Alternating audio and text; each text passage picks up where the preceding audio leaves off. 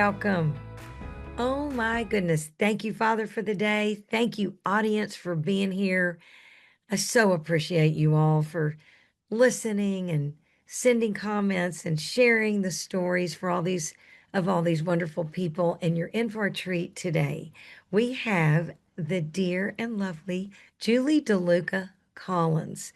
I'm going to read a little bit to you all about Julie so that I know I'm going to get it correctly. Julie, really and truly, I want to go here. First of all, let's talk about her favorite scripture or quote. Go confidently in the direction of your dreams. Live the life you have imagined. And I start with that because you're going to find that's what Julie helps everyone do. A book, Tiny Habits by Dr. B.J. Fogg. I love she recommended that. I'm going to recommend her book in just a bit. She is a very established and best-selling author. We'll talk about that in a little bit. Her word for the year, y'all are going to love this, journey. And we talk about our daily lives, although it's one moment, one breath, 1 hour, one day at a time. We're on a journey, and it's a wonderful journey. And I'm grateful to be on this journey, especially with all of you. However, I dare say I've even enjoyed what I've learned from the darkest parts of our journeys. Not that they have taken place, not that there's not without the mystery and the whys that we live our lives with that, but I'm grateful for what we've learned in those parts of our journey. And here's something, I love this.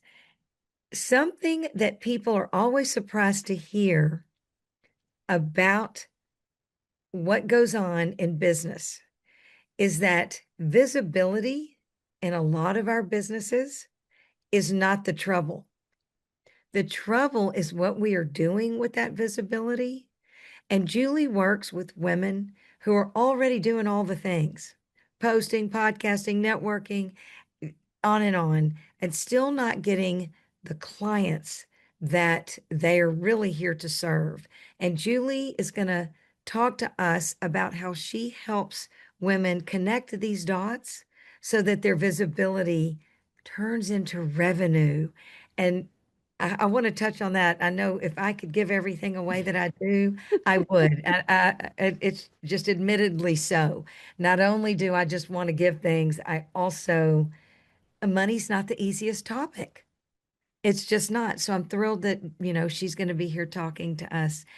Her best-selling book, I'm saying it now, and I'm going to bookend with this.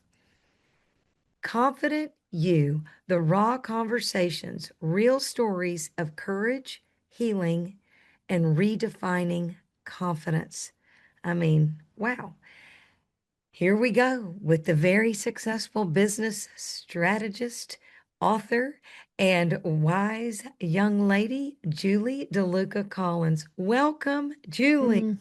Oh my goodness, my friend. Thank you so much for having me. I love that you call me the young lady. I love that. So good. I want to be a young lady forever. And by the way, I have to say Julie means forever young. So, Well, we are in the month of April, which is diamond is the stone, and diamonds are forever, so it's all a theme with me. I love that. Okay, forever young. And I do believe we're all forever young at heart. Agreed. Agreed. Yeah, And so here you absolutely. go. Tell Julie, would you please, and the audience, I know they're paying close attention. And how did you get here? Give us a little bit Yeah, about your story and why did you choose this business you strategist got it. author world? So, I will say I have been an entrepreneur since the age of 13. As most of us who are entrepreneurs, we had something going on at a young age. And I followed, the path like many women. you go through the motions, right? You go to school, then I became a teacher and I love teaching. I come from a family of educators. And of course, I Mhm. wanted more, but I wasn't sure what that was. And eventually, it led me to work for a national educational company out of New York. I was living in New York at the time, and I started to climb the corporate ladder with them. They Mhm. took my retail background. I worked in retail, and I also, worked in education. So all of that was a great combination. Eventually, what happened is that I started to get into the executive level with that company. Now, I was recruited by another company, a woman owned organization, and this organization was owned by a teacher and was making the millions of dollars that the same multi-million dollar company was, but she was really scrappy and she was building a business and left her teaching job and was successful but was working 24/7. And I knew that there's something there, right? That we needed to sort of fix. And I loved working with her. She was a great friend and mentor and boss. And I grew. And by the time I left the organization, I was the chief innovation officer for the organization. And we Wow. had programs all over the country. She hired me to expand our business, and I did. And certainly, I became very well versed, not only in business development, but also in operating, the running of the day to day of the business. Now, Mhm. the one thing that I noticed in my career is that many women would often say to me, I wish I was as confident as you are, Julie. That's why you get the promotions. And I just kept thinking, no, I don't have it all together. Carol, my friend, I'm not perfect at all. And I've always wondered why people thought I had it going on. Right. And there was one defining moment I'll never forget. I was sitting around the conference room with two very gifted women. We were part of the executive team. One was in her early 30s, another one was in her early 60s. And I walked into the room. I sat at the table right with the other men in the table at the table, and the other two were in the periphery. And I thought, pull your chair up. And both of them were so hesitant. And I knew that this is not unique to them, that this happens to so many women. And when Mm. I was laid off at the beginning of the pandemic, I knew exactly what I was going to do, go out on my own and create a movement, create a space where I can not only support women to go confidently, whatever that could be, but to Mhm. really be able to gain the confidence that it takes to not only live the life that you dream of, but really be able to create the impact that so many of them can and want to create. So that was the main thing that got me started. And I want to tell the listeners, because I believe this is the truth that we don't often hear. Confidence is a strategy. Confidence doesn't come first. Confidence comes after you have the evidence that you've been doing the thing imperfectly. And that's really what I've set out to do with the work that I do. Wonderful. I want to immediately jump to something you said at the very end of that. It's the confidence to do and to share what you've been doing imperfectly. Yeah. I There's so many things about this. Number one is thank you for doing what you do.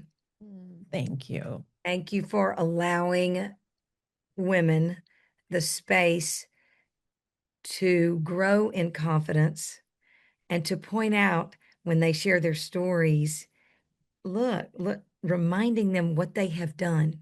Mhm. And, the audience knows we talk a lot about God-given gifts, realizing them, accepting them, and taking the responsibility to grow them.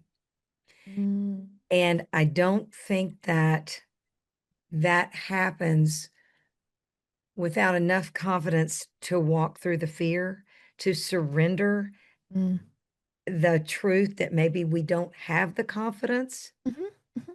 and then asking for that help. God, whomever, get Yeah. somebody to help them, right? And I don't mean to relate, that sounded crazy, God or whomever. No, God not at first, all. I and then get what you're letting saying. get the hands and the feet that He is sharing with us to help us Mhm. do things. Yeah. And I really when you said, went to the meeting, and these two talented women didn't even pull their chairs up. Mhm. They were not planning on speaking. No, not at all. Question, did they ever pull their chair up? Did you make motion and did they do it or no? They sort of did, but still, it was not they didn't own the room. And I think that, there's such a bad rap for a woman that speaks up, that shares and listen, you don't have to be pushy. It's not about being pushy. It's about saying the thing that maybe someone needs to say Yes. or sharing the only perspective that is yours alone that the room needs to have. And I think that in so many places, right, as women, we are told, oh, it's so, you need to be demure. I hate that word. No. And honestly, there's so many, and even in business, right? And I think that this is at the end of the day why 80% of women who start a business in year 5 are gone and the business is not successful because they don't step into the role and envision what could possibly be the thing, right? Who could I be if I decided that I could speak up for myself or on behalf of others or ask someone, hey, do you want what I can do for you? And Mhm. it's not necessarily that we're there to be pushy and rude and or take over the room. We're there to just own who we are and step into who we are. Oh my goodness. So many, there's so many subcategories of fear that you're talking Mhm. about. Yeah, indeed. Fear of rejection. I'm going to start there Sure. because that is a huge piece. Mhm. And so many people have. I was working with this gentleman one time and he said, I want you to go out today and get 10 no's. I want you to go out and search for rejection. Mm. Put yourself out there. Your job is not to get the yes. 100%. If you get a yes, Mhm. good for you. Yeah. But you go for the no's and you go for a Mhm. lot of them. Yeah, go for the no. I love that. And I had very similarly someone that I worked with said that to me once and it immediately, right, started to shift because Carol, I think that so many of us we make it mean that a no is a personal rejection of us when a no is totally something having to do with the person that gave you the no. Yes. It's where they're at in their place or what they understand they desire or need. And a no, it's not good or bad. We need to stop defining it as a bad thing. A no is neutral. It's A neutral. no is neutral. And for whatever reason in our culture, in our Mhm. society, I know I have a huge, I've worked through a lot of the rejection syndrome Mhm. as with Yeah, ADHD. It's a real thing. sure. We take it personally and it's ridiculous, but it's the truth.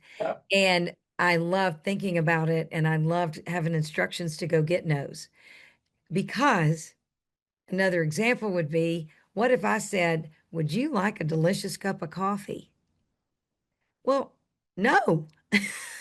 No, thank you so much. Not after 3 p.m. in my house, I'm not having a delicious cup of coffee. That's I'll be right. up all night. That's right. However, another person in the room it might be exactly what they need. And Mhm, I think mhm. that for whatever reason, oftentimes our conversations, that's why I love them. I believe in Mhm. educating through stories. I want to learn about you. What do you need? What do you do? What and why do you do those things? Yeah. Yeah. And it helps us connect. The no's are so good. The Mhm. no's are so great because when I learn about you, it might be, oh goodness, what Julie does, not right now. No, thank you for me. Sure. However, if I'm listening to learn and if Mhm. I'm really thinking about the other person, I've all of a sudden started thinking about other people that I need Julie to know. Mhm. 100%. I love this. And so Tell us about your latest book. Tell us about Sure. Confident You. Yeah. So the latest book, it really, I knew, first of all, I knew I was always going to write a book, and I wrote one in 2021. And the name of that book is Confident You. Simple habits. Now, I am a tiny habits certified coach, and I am just habits are the thing. And habits is the one ingredient that helps you create confidence. And I knew that I wanted to write a second book, and I'd been working on the book for a while. And the thing that I found is that I had learned a lot of lessons, not only through my own life, but through the example of others. And more importantly, in addition to my podcast, I had a radio show, and I had the opportunity to, through both podcast and radio show, interview some incredible women, hear some of these phenomenal stories, and I learned and grew, and my horizon was expanded because of them. And I kept thinking, I said, I don't have all the answers. I want to share what I've learned from these other ladies. Mm, And I reached out to the ones who I felt like, okay, I love these women. And I said, hey, I was wondering if I can use your story in my new book. And I'd love to share what you do, and the lessons. And they all of them said yes. And I called a meeting of these incredible women, and the more that we got to talking, and the more that we got to learning about each other, and I started to kind of organize my thoughts, I thought, you know what? I'm not going to tell your story. Would you be okay telling? Would you write a chapter? Would you write a chapter in the book? And that's really how the book came about. Now, the book is broken up into four parts. And throughout that, you hear my teaching, my story, and my journey, right? That's the book, my word journey. And it begins with the part in which most of us, and I think that this book is really laid out for especially midlife women, but if you're in your 20s, this will really hit home too. There is a place in our lives in which we are awakened, and that's where the first part of the book is stories of awakening. And I mm, share a personal story about when I went through a divorce. And it was just sort of like awakening from this place that it didn't fit, I didn't belong. It was no longer, not serving is not the right word, but nurturing me. And I was in a place where I wasn't being loved. mm. And I awoken from that relationship. And many women go through an awakening part. Then before anything else happens, after we wake up, we have to unbecome what we have been conditioned to be. I love that. And the second part of the book is the unbecoming. And many of the stories that are aligned in that, are the women in that section, share about the times that they had to kind of shed things that no longer fit them. They had to kind of reprogram themselves from things that had happened or experiences that become part of who they were, but they weren't serving them because they realized that they were hanging on to things that they didn't need to hang on to. And Hmm. after you unbecome, you start to become something else. And then you start to practice new habits. You start to build this identity. You start to create something new. And last but not least, you awake, and or you rise. You rise to something different, better, impactful. And not that you haven't been, but now you really are stepping into your power. So those are the four sections of the book, and there are 20 women who I collaborated with, and I am in awe that I am so fortunate and blessed, honestly, that these women have come into my life. They're part of my community. I, rely on their wisdom. And really, what they share in the book, I believe, is transformational. So much so, I was at a dinner party not too long ago, and a woman it's a neighbor of a friend of mine, she came up and she said, Julie, I got the book. And I have to tell you, and it showed me on her phone. She showed me that they had gone skiing, and she had the book by the fire, and she was Oh, sitting with the book, and she said, I'm applying for a new job wow. because I realized that where I'm working and what I do no longer fits. And I would never have felt I could do that unless I had seen that you had to awake and unbecome, become and rise. And these are the things that just blew me away. And that's what exactly what I wanted women to get from this book is to be empowered because in an era of Instagram, Yeah. we compare ourselves. We suffer with this comparisonitis, and we will never be able to be good enough as long as we're trying to wear somebody else's shoes. But we can really normalize that we all have our doubts. We all struggle. We all have our imperfections. We all have maybe dirty dishes in our sink. And if we normalize our imperfections, then we will be able to have the courage to step out in faith and step out imperfectly and begin that own journey that only us can go through. Okay, there's a lot to unpack there, and it's wonderful. Because something I had not shared with the audience is that you are a Tiny Habits certified coach. Mhm. So I want everybody to take that in because I know we've all heard the saying, we are our habits. And there's so much truth to that, 100%. So let's all think about that. And then I want to talk about that through these stories, there are lifelines being thrown out there. Mhm. Yeah.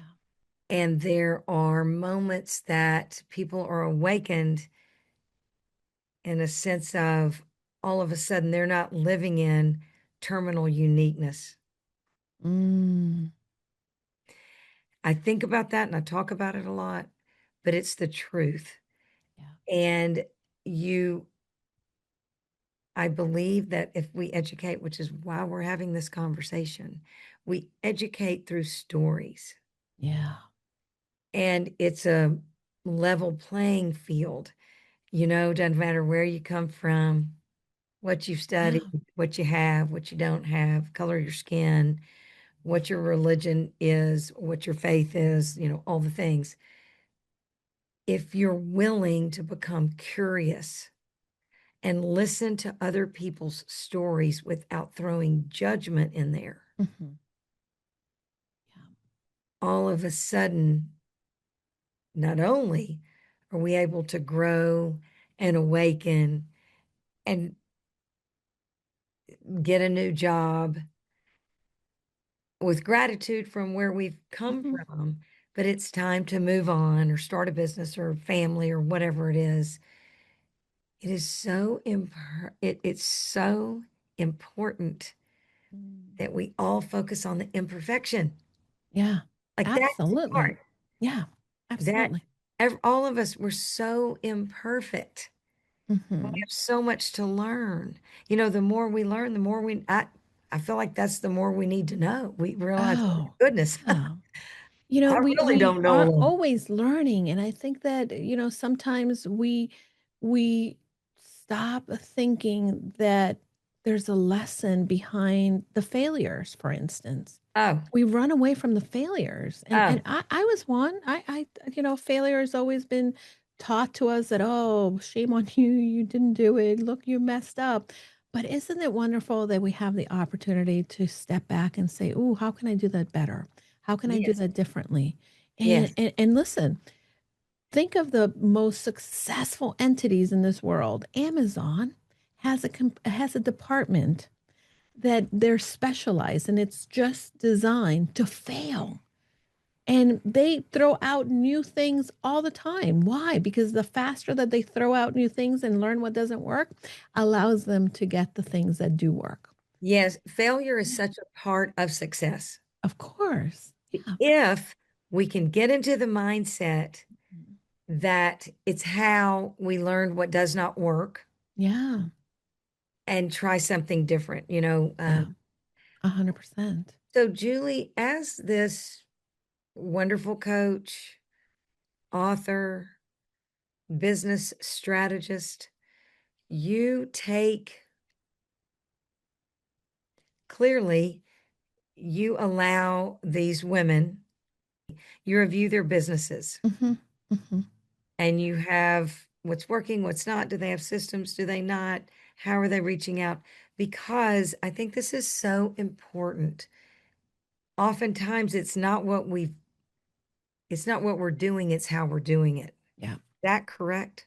100%. And I think that, From your opinion? yeah, one of the things that I see in women in business is number one, we don't ask for help.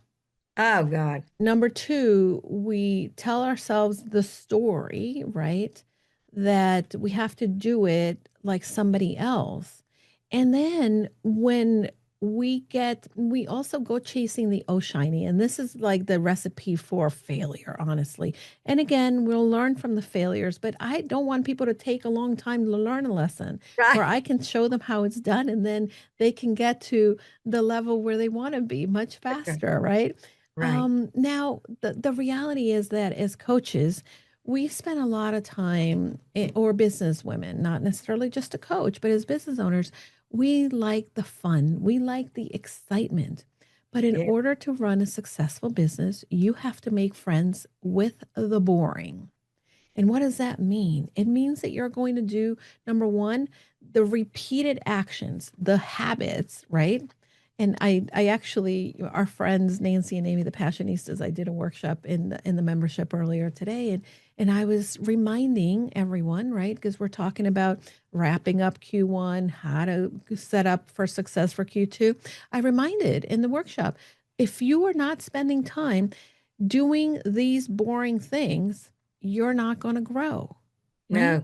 You have to talk to people. You have to look at your numbers. You have to go back and look at what your goals were. Because if you forget what you were shooting for, then the shiny thing is going to come along. You're going to go chase that. And all the momentum that you build doing the thing that maybe you didn't get results in yet, right? Would all of a sudden set you back to square one. Think about and the analogy of going to the gym. If I'm training for a 5K and then all of a sudden I say, you know what, I don't want to do a 5K. I want to go ahead and go run. Well, I'm going to have to start from scratch at not the run, sorry, at the swimming. I'm going to have to Yeah. start from scratch when I swim because I was training a complete set of different muscles when I was training for a 5K. And that's what happens in our entrepreneur journey. We decide, oh my gosh, this is not working. Well, it's not working because you're not going to see the result after you just do one workout. You don't see a six pack. Well, and we're not, I can speak for myself. It's quite clear if I go in and look at where my time, which I keep record of, Mhm. where I spent that Yeah. and where I did not spend it. Yeah. It's It's so key. It's there. so smart that you do that. It's very So smart. well. I'm 110 years old. Unfortunately, I've had a lot of coaches. And by the way, I wanted to go to the workshop today, and it It's unfortunately, recorded. You can go. You can see it anytime. I'm so happy about that. Um, but really and truly, it took thinking, what in the world? Yeah. And so I had a coach because I believe Hmm. in coaching. Yeah. I'm a coach, believe in coaching. Everybody needs a coach. We're always learning. 100%. And the coach said, well, if you can't measure it, you're never going to Yeah. know Never. what change needs to take Hmm. place. Hmm. Yeah. And it made all the difference. Yeah, and it goes back to that neutral thought. That's right. When you are measuring what you're doing in your business, you're not looking at the number to punish yourself. No, You're looking at the number to recalibrate. that's right. There's things and I love that you talked about how there's things that you're doing in measuring your time. And I will tell you that one of the things that I teach my clients is there are actions in your business that we all have to do, and there's actions that we don't have to do, and there's actions that there's certain activity in our business that it's equated to a higher caliber of value. So I can spend an hour making a flyer in Canva or making tweaks to my website, and that hour is not as valuable as an hour that I may spend doing a networking call or talking to a potential person who is new to me and Right. can make an introduction or somehow become a client. And Yeah, that's where we're not realizing that our intentionality and the actions that we take daily are the ones that have an impact on what is the end of the day. And I will say, I will guarantee you that if I look at your calendar today and what you did this week, I can tell you how that's going to equate to what's in your bank account for your business that's in right. And in what in a your month. next week is going to look like. Yeah, absolutely. And I think that that's the thing that people don't realize. And sometimes we our time is so valuable and we need to ask the CEOs of our life and our business, we need to say, this is what I need to accomplish today. Yeah. This is what moves my needle today. And it's not about doing it all. And No. when you have the choice of doing one of two things, ask yourself, is that serving me? Is that moving me in the right direction? If I spend time doing that, will I be where I would like to be in a month from now? You know, as important as that is, I also want to throw this out and get your thoughts on it and throw this out to the audience.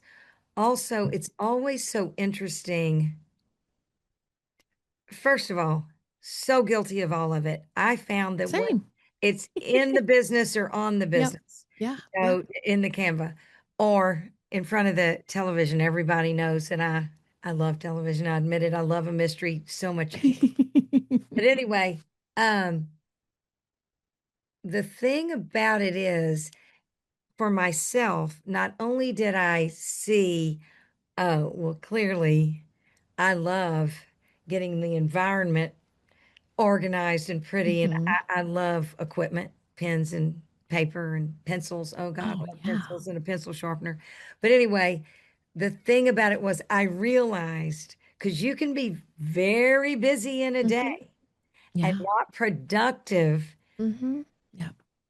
Absolutely. to build your business in any way whatsoever. But what it also was eye-opening for me was I part of what I was doing was avoidance behavior Mm, amen to that. Yeah. because I do love fixing up what's, my environment, is there a hmm flower and there's a candle going or whatever.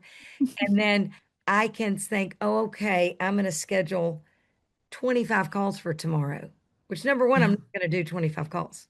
Yeah. No. And all of this, to your point, all I had to do was look at my calendar because a person hmm that loves equipment keeps a calendar That's right. We do have our calendars. and a list. Oh God. Yeah, for So sure. and it was very apparent to me, like, okay, and I'm going to talk about accountability. I can't talk about these things until I started doing them. But Mhm. let's back up to the beginning. There was a confidence issue there. Mhm. Yeah.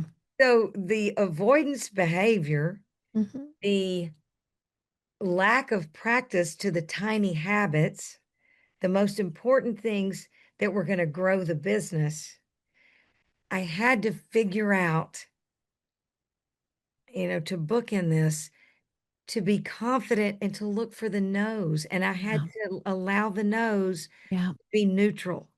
Mhm. And I Absolutely. also had to not be judgmental. Let's think about this for just a minute about the person that I was going to call on. Yeah. I want everybody to think about that for a minute. Or you're thinking, Mhm. well, before you make a call, Yeah. if I call Julie and Mhm. ask her this, I kind of know how Julie is, immediately I am judging the person I'm calling. Yes, you are. And so That's let's be right. accountable for that, to be judgmental of me. Mhm. Yeah. Let's give the responsibility to the person that it's due. What Yeah. if I'm going to get to know Julie better in a phone call, which number Mhm. one, we all are. Yeah. Conversation one to one is always, you're going to learn Ah. more and more, and you're going to learn more and more about yourself. So all of a sudden, I'm going to surrender being judgmental. Mhm. I'm going to surrender perfection. Yeah. I'm going to surrender the yes and just allow this to be a learning conversation. Oh, so Is good. this something that this person Yeah. needs, or is this a conversation where I can learn how to serve this person? Mm. You're speaking my language for sure. And so and let's all get back to the confidence, Hmm. and let's all get back to responsibility, accountability, and surrendering. And let's be willing Hmm. to take the chance Yeah. to look for the no's. No, and absolutely, and I will say, you reminded me of something that I learned early on in my career.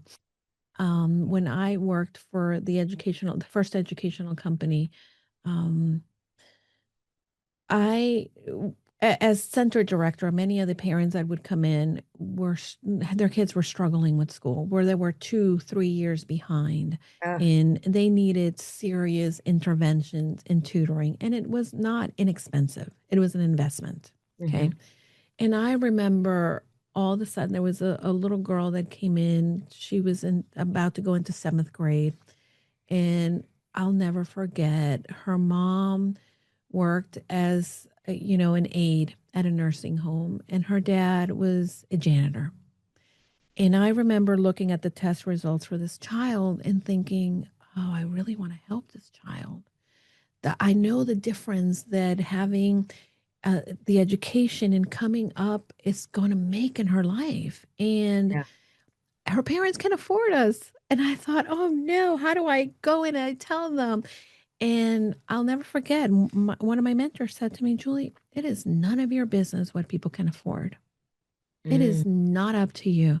Your job is to share with them, this is what I found, this is what she needs, and this is how I can help her get mm, what she needs. And I remember going in there and I said, okay, I'm going to do that. And I said, well, your daughter is struggling. She is a seventh grader reading at a third grade level. She needs to have the right support because if she wants to get into college, right? mhm, Now, mhm. I will tell you, when I told them what that was going to cost, it was one of the hardest things. But I sat back and I shut up Mhm. and I said, but they said, okay, let's do it. Wow. And right then and there, they made the investment because to them, I don't know how they paid for it, but they paid for it because it was important to them. And to this day, with the teacher that worked with this child and her and I are still friends. Still, it's been more than 20 years. Wonderful. And this child has gone on to go to law school. Has Wow. it's I mean, that tells you how ancient I am, right? That this is so long ago, but had thought and had I been selfish and said, I'm not going to tell them because it's too expensive for them and I'm embarrassed to ask for this much. Who knows if she would have been able to get where she is today? And to this day, that parent, she wrote me a letter, this mom, when her child graduated.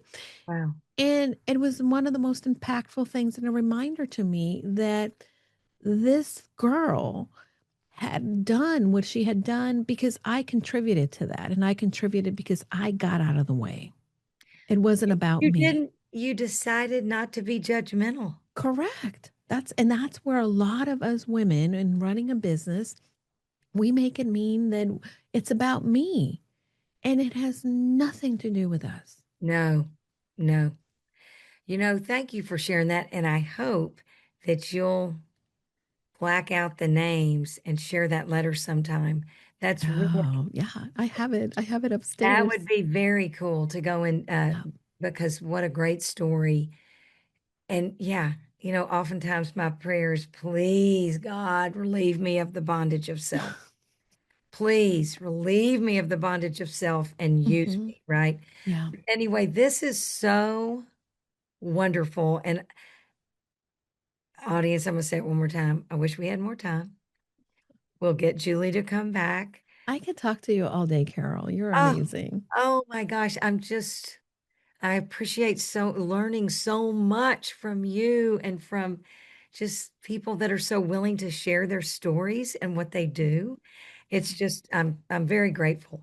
So what we're going to do though is make sure, audience, if you're driving, when you get home or someplace safe, all of the ways to get in touch with Julie, to get her book, to follow her, to learn what she's doing, to share her information with those that you know could use this kind of help. Anything from tiny habits, which, as we all know, we are our habits, as they say. And I'm going to say that's at least 90% true.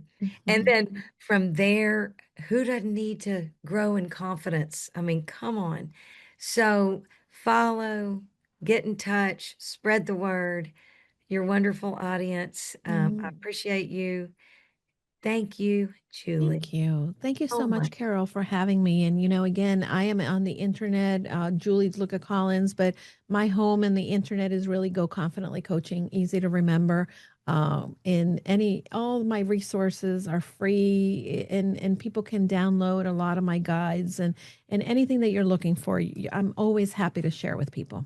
And I want to throw out Julie and I met through Amy and Nancy Harrington, who are Mhm. amazing. And as they told me, Julie, I feel like I'm kind of a connector. I think she puts me to shame. Apparently, she just, so get in touch, have conversations. You can tell Mm. she's the kind of person, if she can help you, she's going to probably send you in the right direction. But thank you. Thank you, Mm. Father. Thank you, audience. Thank you, Julie. And, hook 'em. Thank you. Thank you for the space. I appreciate you. Oh.